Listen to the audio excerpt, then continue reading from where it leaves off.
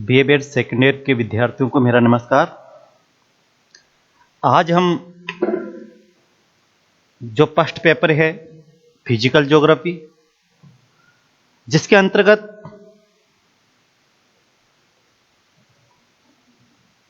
Climatology and oceanography का हम अध्ययन करेंगे। जलवायु विज्ञान और समुद्र विज्ञान इसके अंतर्गत सिलेबस में है।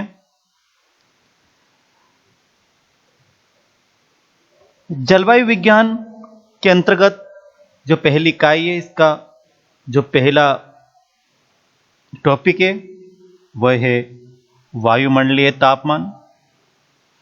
यह वायुमंडलीय तापमान क्या होता है, किसे कहते हैं, जिससे क्या अभिप्राय है, इस क्लास में हम इसके बारे में अध्ययन करेंगे। वायुमंडलीय तापमान सामान्यतः तापमान का अभिप्राय वायुमंडलीय तापमान से ही होता है। जैसा कि हम देखते हैं, जो महसूस करते हैं, जिस तापमान से हमें गर्मी और सर्दी का एहसास होता है, वह तापमान वास्तव में वायुमंडलीय तापमान ही होता है।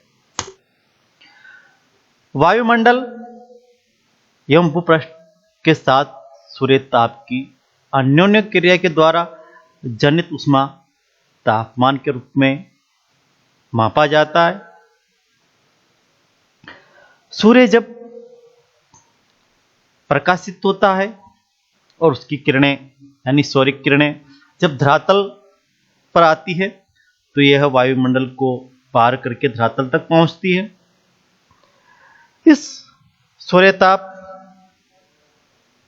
का कुछ भाग वायुमंडल द्वारा अवशोषण परावर्तन कर दिया जाता है और कुछ भाग धरातल तक पहुंचता है। धरातल से भी भारतीय विकिरण के द्वारा वापस वायुमंडल में तापमान पहुंचता है। तो इस सौरिक विकिरण से और पार्थिव विकिरण से जो क्रिया होती है और इसके द्वारा जो तापमान की प्राप्ति होती है, ऊर्जा की प्राप्ति होती है, उसे हम सामान्य तौर पर तापमान के रूप में जानते हैं। तापमान किसी पदार्थ या स्थान के गर्म या ठंडा होने का डिग्री में माप है।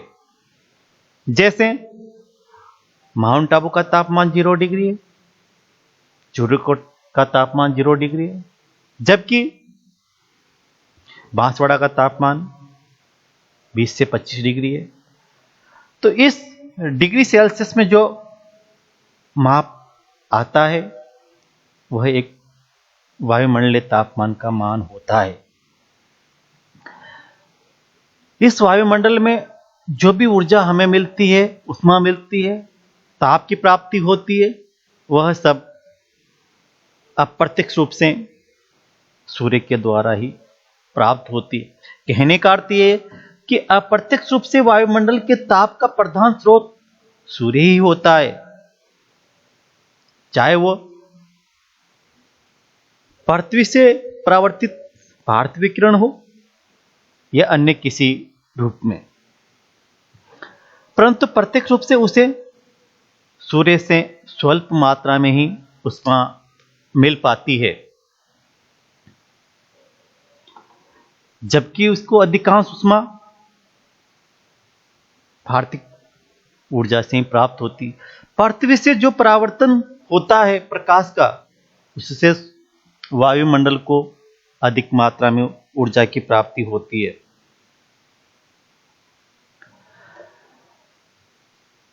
सूर्य से जो ताप की प्राप्ति होती है वह मात्र 14% ही प्राप्त होती है, जबकि वायुमंडल का जो तापमान है, जो बजट है, वह 48% या सौरिक ऊर्जा का 48 इकाई होता है।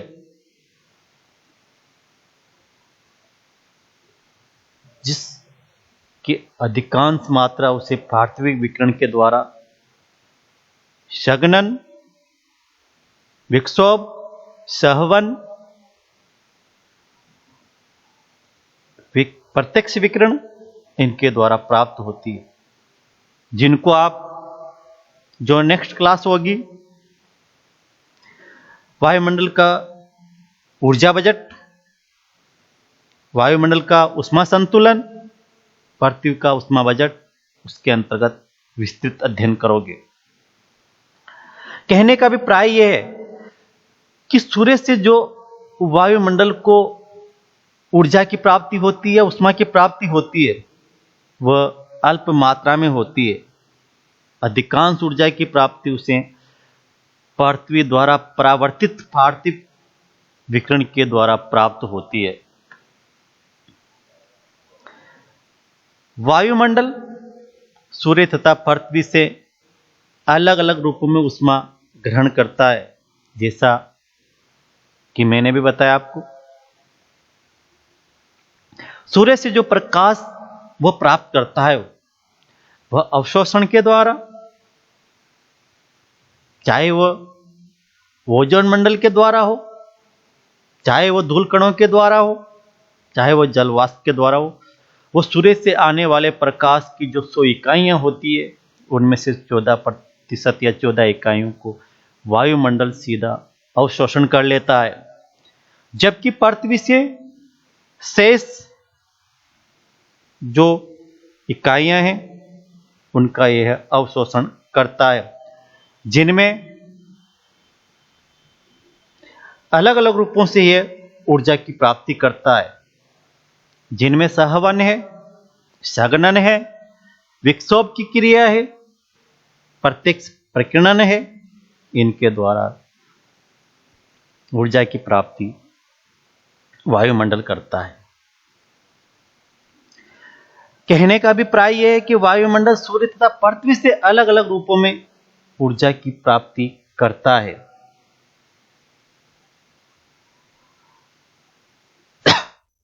इसके बाद हम देखते हैं इस वायुमंडलीय तापमान में, उसमें महत्वपूर्ण होता है सूर्य ताप यानी इंसोलेशन। सूर्य ताप क्या होता है, कैसे प्राप्त होता है, कितना प्राप्त होता है, किस रूप में प्राप्त होता है, इसके बारे में हम इसमें अध्ययन करेंगे। सूर्य से जो भी तरंगें आती है, सौरिक जो विकिरण होती है, वह लघु तरंग धैर्य के रूप में होती है।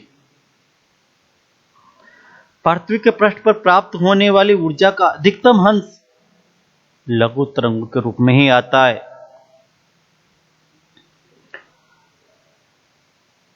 पृथ्वी को प्राप्त होने वाली ऊर्जा को आगामी सौर विकिरण या छोटे रूप में सूर्यताप यानी इंसोलेशन कहते हैं।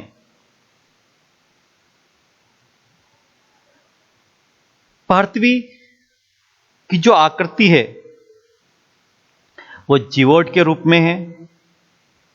जीवोट से भी प्राय है कि यह पृथ्वी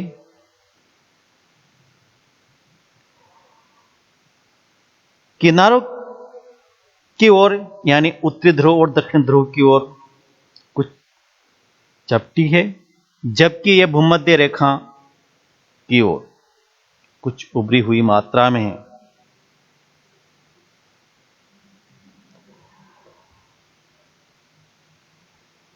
इस स्थिति को भूभाग यानी जियोड कहते हैं। सूर्य की किरणें वायुमंडल के ऊपरी भाग पर तिरछी पड़ती है, जिसके कारण पृथ्वी और सौर ऊर्जा के बहुत कम अंश को ही प्राप्त कर पाती है।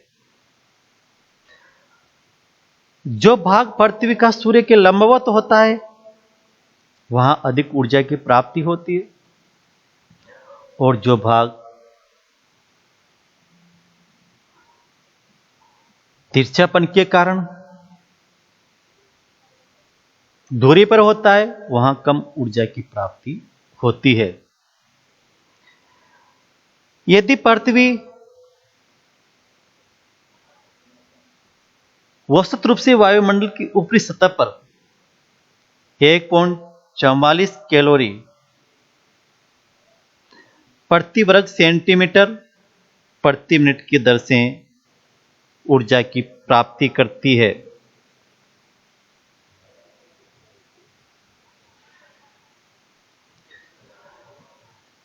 हम यदि इस ऊर्जा की मात्रा को देखें तो यह पृथ्वी के संपूर्ण धरातल पर एक समान नहीं होता, क्योंकि जो भाग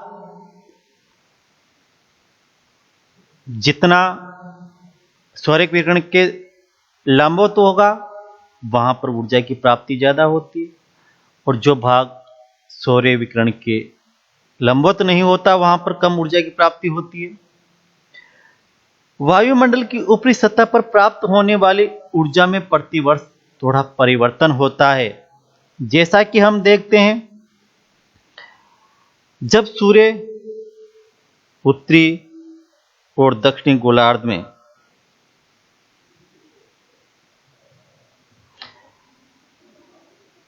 स्थिति में होता है तब ऊर्जा की जो मात्रा है उसमें कुछ परिवर्तन होता है।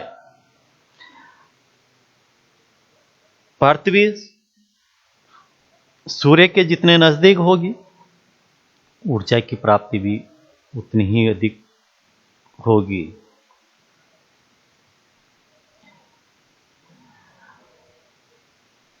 और जितनी दूर होगी तो ऊर्जा की प्राप्ति भी कम होगी। हम देखते हैं कि एक समय ऐसा आता है पृथ्वी और सूर्य की ऐसी स्थिति होती है जिनमें सबसे कम दूरी होती है, उसे कहा जाता है अपसौर यानी उपसौर। और एक स्थिति ऐसी होती है जब दोनों के मध्य दूरी अधिकतम होती है तब ऊर्जा की प्राप्ति कम होती है। कहने का अभिप्राय है कि वायुमंडल की ऊपरी सतह पर प्राप्त होने वाली ऊर्जा में प्रतिवर्ष थोड़ा परिवर्तन होता है, और यह परिवर्तन पृथ्वी की वार्षिक गति के परिणाम स्वरूप भी होता है, क्योंकि सूर्य और पृथ्वी के बीच की जो दूरी में अंतर आता है उसके कारण ऊर्जा की मात्रा में भी अंतर आता है, और यही कारण है कि यह परिवर्तन ऊर्जा की प्राप्ति का कम ज्यादा होने का जो प्रभाव है वो हमें दिखाई देता है। जैसे सर्दियों के मौसम में ऊर्जा की कम प्राप्ति होती है जबकि ग्रीष्म ऋतु में ऊर्जा की प्राप्ति अधिक होती है, क्योंकि उस वक्त सूर्य लंबवत चमकता है, कर्क रेखा पर सीधा चमकता है, तो उत्तरी गोलार्ध में अधिक ऊर्जा की प्राप्ति होती है। इसके अलावा हम बात करें सूर्य और पृथ्वी के बीच की दूरी के अतिरिक्त जिससे इस सूर्य ताप में अंतर आता है उनके भी कई कारण हैं जो इस प्रकार है, जिसमें नंबर 1 आपतन कोण, यानी सूर्य ताप को जो कारक प्रभावित कर रहे हैं वो कौन कौन से हैं, किस प्रकार प्रभावित करते हैं, इनका अध्ययन हम इसके अंतर्गत करेंगे। इसमें नंबर 1 हमने भी बात की थी आपतन कोण। आपतन कोण का अभिप्राय है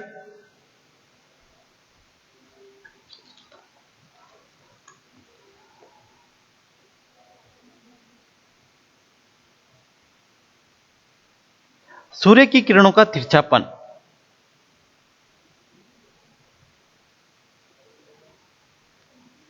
पृथ्वी के गोलाकार रूप के कारण सूर्य की किरणें सर्वत्र समान कोण पर नहीं होती, जैसा कि आप इस डायग्राम में देख पा रहे हो। सूर्य की किरणें पृथ्वी के ध्रुवीय भाग पर तिरछी पड़ रही है। आप इस मानचित्र में देख पा रहे हो तो इसके इस उत्तरी गोलार्ध में सूर्य की किरणें पहुंच ही नहीं पा रही, जबकि दक्षिणी गोलार्ध में पहुंच पा रही। जब हम देखते हैं कि ध्रुवों पर 6 महीने का दिन और 6 महीने की रात होती है, उसका कारण इस गोलार्ध की स्थिति और इसका झुका हुआ होना है। तो इस कारण भी हर जगह, हर सतह पर सूर्य की जो किरणें होती है उनमें अंतर होता है। भूमध्य रेखा पर सूर्य की किरणें हमेशा लंबवत पड़ती है, जबकि ध्रुवों पर तिरछी पड़ती है। सूर्य की तिरछी किरणों की तुलना में लंबवत किरणें प्रति इकाई क्षेत्रफल अधिक ऊर्जा प्रदान करती है, क्योंकि हम इस मानचित्र में देख पा रहे हैं इन लंबवत किरणों को ध्रुवों पर जो किरणें जा रही है उनकी तुलना में कम दूरी तय करनी पड़ रही है। जब किरणें अधिक दूरी तय करती है तो इनकी कुछ ऊर्जा वायुमंडल में अवशोषित कर ली जाती है, चाहे वो ओजोन के द्वारा हो, जल वाष्प के द्वारा हो, धूल कण के द्वारा हो। इस वजह से यहां जो ऊर्जा की मात्रा है वो कम मात्रा में पहुंच पाती है। इसके अलावा हम बात करते हैं कि जो लंबवत किरणें होती है उनको अधिक धरातल पार करना होता है और अधिक धरातल को कवर करती है, जबकि लंबवत किरणें बिल्कुल सीधे धरातल पर पड़ती और कम एरिया को कवर करती है। इस वजह से इस छोटे क्षेत्र पर ये जब पड़ती है तो इस छोटे क्षेत्र को ये बड़े क्षेत्र की तुलना में अधिक गर्म कर देती है। कहने का अभिप्राय यहाँ यह है कि छोटा क्षेत्र होने के कारण ऊर्जा की जो प्राप्ति होती है वो इसमें अधिक होती है, जबकि अधिक क्षेत्रफल में ऊर्जा की प्राप्ति कम होती है।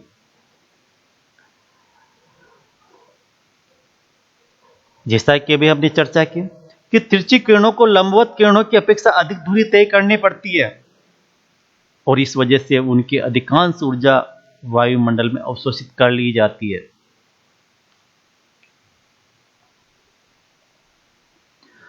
जबकि लंबवत किरणों की अपेक्षा तिरछी किरणें अधिक विस्तृत क्षेत्र पर फैल जाती है, अतः प्रति इकाई क्षेत्रफल पर कम ऊर्जा की प्राप्ति होती है।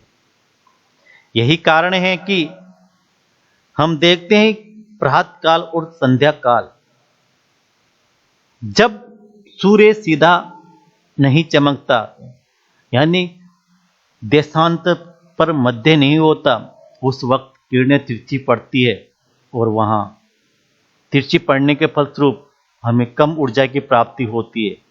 जबकि दोपहर को सूर्य की किरणें सीधी पड़ती है और हमें अधिक ऊर्जा की और तापमान की प्राप्ति होती है।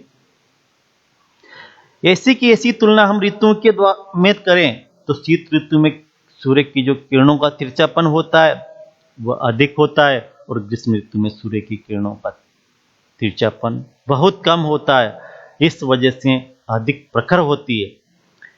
कहने का कारण है कि प्रातः काल अथवा संध्या काल की अपेक्षा दोपहर की किरणें एवं शीत ऋतु की तुलना में ग्रीष्म ऋतु की किरणें अधिक प्रखर एवं तेज होती है।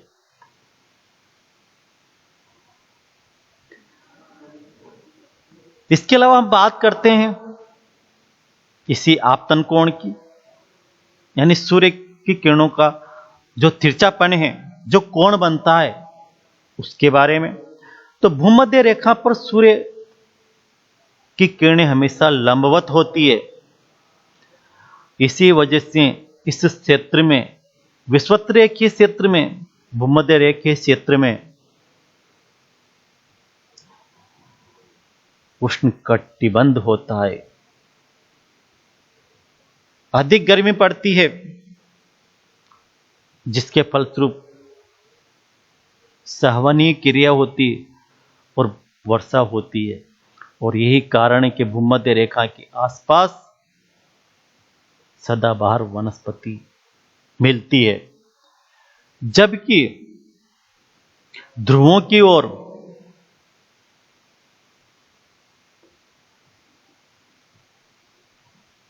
कम होता जाता है, ऊर्जा की प्राप्ति कम होती है। यही कारण है कि यहां शीत कटिबंध की जलवायु मिलती है। कहने का अभिप्राय, भूमध्य रेखा पर सूर्य की किरणें लंबवत होती है, परंतु ध्रुवों की ओर किरणों का कम लंबवत होना पाया जाता है। अतः विषुवत रेखा की तुलना में ध्रुवों पर कम सूर्य ताप की प्राप्ति होती है। इसके बाद हम बात करते हैं जो सूर्य ताप को प्रभावित करता है, जो इंसोलेशन पर इफेक्ट डालता है। उसमें महत्वपूर्ण कारक है सूर्य के प्रकाश की अवधि। कहने का अर्थ है दिन की अवधि में अंतर होना। जहां दिन बड़ा होगा सूर्य ताप की प्राप्ति ज्यादा होगी, जहां दिन छोटा होगा सूर्य ताप की प्राप्ति कम होगी। यही कारण है कि जून के महीने में जब सूर्य उत्तरी गोलार्ध में होता है तब दिन बड़ा होता है, और बड़ा होने के कारण अधिक ऊर्जा को प्राप्त करता है।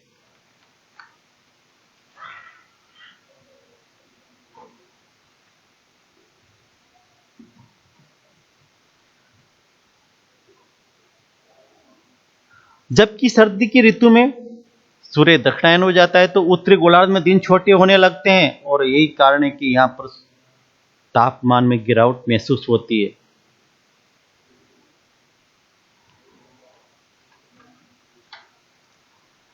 अर्थात यदि अन्य दशाएं समान हो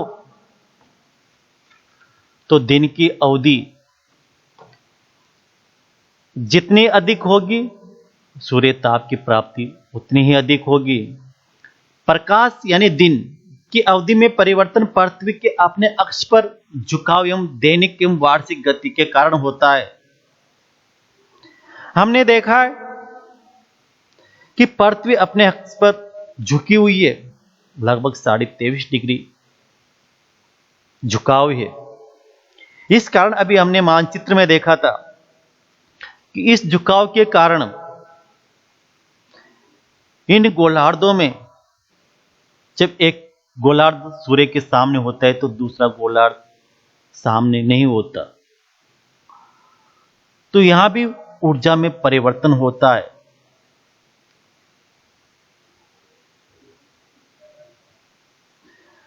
दैनिक एवं वार्षिक गति के कारण भी सूर्य ताप की मात्रा में परिवर्तन होता है, या यूं कहें हम कि दिन की अवधि में परिवर्तन होता है।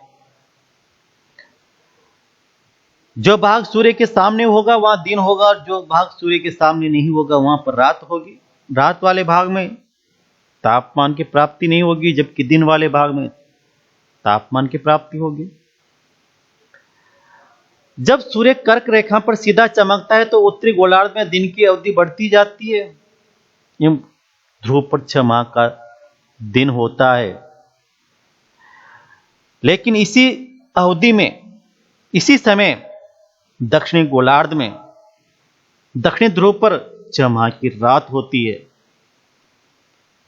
क्योंकि सूर्य का प्रकाश दक्षिणी ध्रुव तक नहीं पहुंच पाता। इसी कारण 21 जून को उत्तरी गोलार्ध में सबसे बड़ा दिन होता है, जबकि दक्षिणी गोलार्ध में 21 जून को सबसे छोटा दिन होता है। सूर्य के दक्षिणायन होने पर अर्थात 22 दिसंबर की स्थिति में दक्षिणी गोलार्ध में सूर्य मकर रेखा पर सीधा चमकता है, और इस वक्त यहां पर सबसे बड़ा दिन होता है और उत्तरी गोलार्ध में सबसे छोटा दिन होता है। तो उत्तरी गोलार्ध में सूर्य ताप की प्राप्ति कम होगी, जबकि दक्षिणी गोलार्ध में सूर्य ताप की प्राप्ति अधिक होगी, क्योंकि यहां दिन की अवधि क्या है, बड़ी है, अधिक है। जबकि 21 मार्च और 23 सितंबर को सूर्य विषुवत रेखा पर सीधा चमकता है, और इस दिन सर्वत्र दिन रात बराबर होते हैं। 12-12 घंटे के दिन और रात होते हैं, चाहे वो उत्तरी गोलार्ध लो या दक्षिणी गोलार्ध लो। तो सूर्य की अवधि भी विशेष रूप से इनको ये सूर्य ताप को प्रभावित करती है। यदि हम 21 जून की बात करें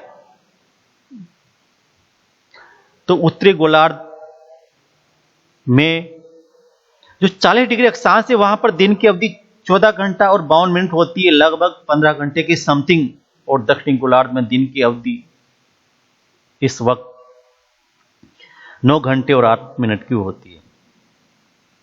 जब स्थिति उल्टी होती है यानी 22 दिसंबर को, तब उत्तरी गोलार्ध में दिन की अवधि 9 घंटे 8 मिनट और दक्षिणी गोलार्ध में 14 घंटे और 52 मिनट होती है। ये सूर्य के उत्तरायण और दक्षिणायन होने की स्थिति में दिन की अवधि का कम ज्यादा होना निर्भर करता है। इसी के बाद हम बात करेंगे सूर्य ताप को प्रभावित करने वाले अन्य कारक पर। उसमें आती है सूर्य एवं पृथ्वी के बीच की दूरी।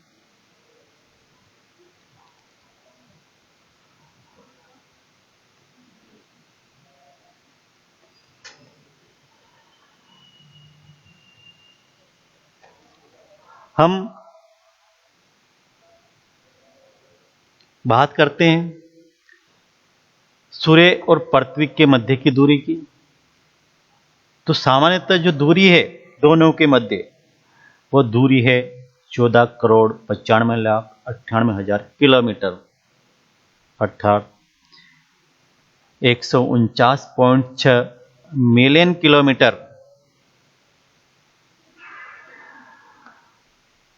ये सामान्य दूरी होती है जो सामान्यतः 21 मार्च और 23 सितंबर को होती है, जो इस स्थिति में होती है।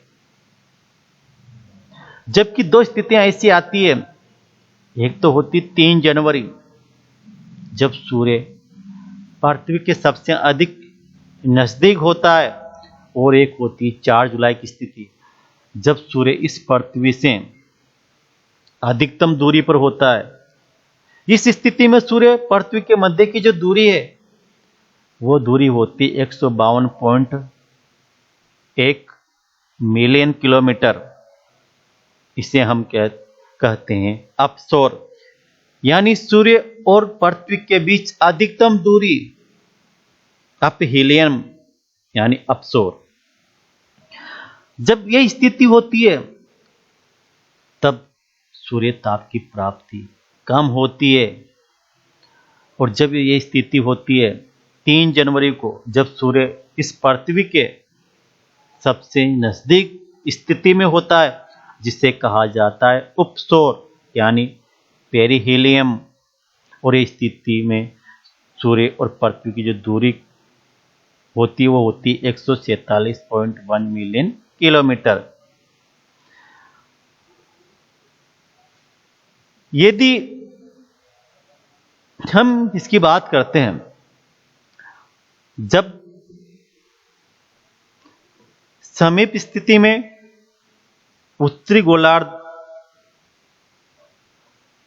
की सर्दियां जितनी तीव्र होनी चाहिए, क्योंकि हमारे यहां 3 जनवरी को जब सूर्य सीधा चमकता है या कम दूरी होती है, तो उत्तरी गोलार्ध में इस वार्षिक और दैनिक गति अक्षांश झुकाव के कारण यहां पर शीत ऋतु होती है। यदि ये नजदीक नहीं होती तो इस वक्त जो सर्दी पड़ती है और जो गर्मी पड़ती है उत्तरी गोलार्ध में, वो 7% अधिक तीव्र होती, चाहे वो सर्दी हो या गर्मी हो। कहने का अर्थ है समीप स्थिति में उत्तरी गोलार्ध की सर्दियां जितनी तीव्र होनी चाहिए उसकी अपेक्षा उनकी तीव्रता 7% कम होती है। और इसी प्रकार दक्षिणी गोलार्ध में जो गर्मियां होती है वो 7% अधिक तीव्र होती है। ध्रुव स्थिति में उत्तरी गोलार्ध की में जो गर्मी पड़ती है, यदि हम 3 जनवरी की स्थिति में होते इस वक्त दूरी कम होती तो जो गर्मी पड़ती उसका 7% अधिक पड़ता। कहने का अर्थ है कि दूर स्थिति में उत्तरी गोलार्ध की गर्मियां जितनी होनी चाहिए उसका 7% कम गर्म होती है, और जबकि दक्षिणी गोलार्ध में 7% सर्दियां अधिक तेज होती है। इसके अलावा हम बात करते हैं, अगला जो कारक है वो है सौर विकिरण की मात्रा में विभिन्नता।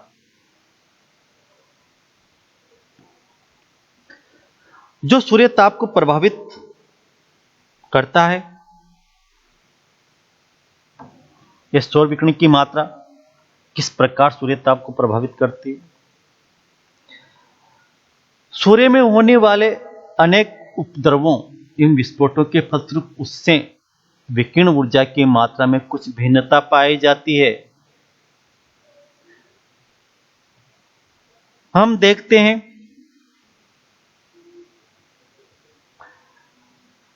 जब सूर्य के धरातल पर दिखाई पड़ने वाले काले धब्बों की संख्या अधिक होती है तब सौर विकिरण की तीव्रता बढ़ जाती है। इनकी संख्या कम होने पर सौर विकिरण की तीव्रता घट जाती है। कहने का अभिप्राय है कि सूर्य की जो बाहरी सतह होती है उसे फोटोस्फीयर यानी प्रकाश मंडल कहते हैं।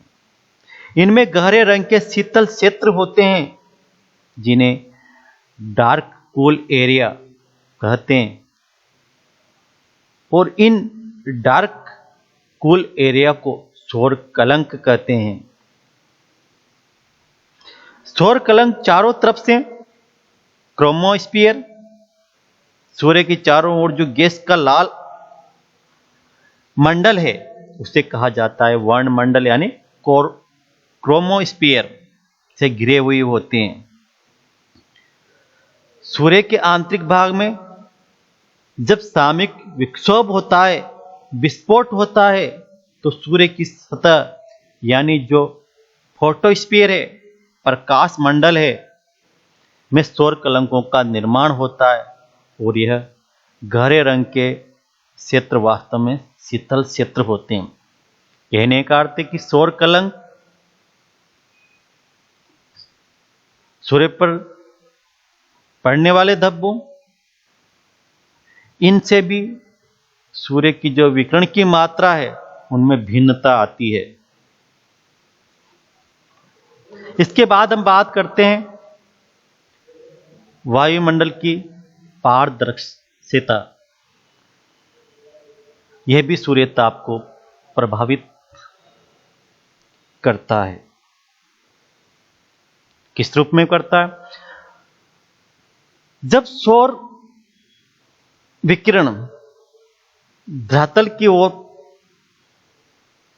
आता है, कहने का अर्थ है कि जो आगामी सौर विकिरण है वो वायुमंडल को पार करके धरातल पर आता है, और वायुमंडल में कुछ मात्रा में जलवाष्प, धूल के कण, ओजोन गैस, भाग के कण, कई ऐसे तत्व होते हैं जो उस सौर विकिरण का अवशोषण कर लेते हैं, और यह अवशोषण के कारण सूर्य की जो मात्रा होती है वो कुछ मात्रा वायुमंडल में ही अवशोषित कर ली जाती है। यही कारण है कि आर्द्र प्रदेशों की तुलना में शुष्क प्रदेशों को अधिक सूर्य ताप की प्राप्ति होती है, क्योंकि आर्द्र प्रदेशों में आप देखते हो ह्यूमिडिटी के कारण बादलों का निर्माण हो जाता है। आकाश में कुछ छोटे छोटे बादल दिखाई देते हैं, जल वाष्प दिखाई देता है। इस वजह से यहां पर इन बादलों के द्वारा, जल वाष्प के द्वारा सौरिक ऊर्जा का अधिक अवशोषण कर लिया जाता है। इसी वजह से भूमध्य रेखीय क्षेत्र, जहां पर सूर्य हमेशा लंबवत पड़ता है, सीधा चमकता है, जहां अधिक गर्मी पड़नी चाहिए, सूर्य ऊर्जा की प्राप्ति अधिक होनी चाहिए, अधिक तापमान होना चाहिए, लेकिन नहीं होता। जबकि उपोष्ण कटिबंधीय भागों में यानी 20 से 30 या 40 डिग्री अक्षांशों में हमें अधिकतम तापमान मिलता है, चाहे वो सहारा मरुस्थल का भाग हो, चाहे थार का मरुस्थल हो, चाहे अन्य मरुस्थलीय भाग हो। यानी कहने का अर्थ यह कि शुष्क प्रदेशों में मौसम या आसमान साफ होता है, इस वजह से यहां पर जो सौरिक विकिरण आती है उनका वायुमंडल में अवशोषण बहुत कम मात्रा में हो पाता है और वहां पर अधिक ऊर्जा की प्राप्ति होती है। इसी वजह से उपोष्ण कटिबंधीय भागों में, शुष्क प्रदेशों में अधिक मात्रा में सौरिक विकिरण की प्राप्ति होती है और यहां सबसे अधिक तापमान पाया जाता है। अल्जीरिया का मरुस्थलीय भाग, जहां विश्व का सबसे अधिक तापमान 58 डिग्री रिकॉर्ड किया गया, वो एक शुष्क प्रदेश ही है, क्योंकि वायुमंडलीय साफ होने के कारण इन क्षेत्रों में सौरिक विकिरण की जो मात्रा होती है वो अधिकतम रूप में पहुंचती है। धन्यवाद।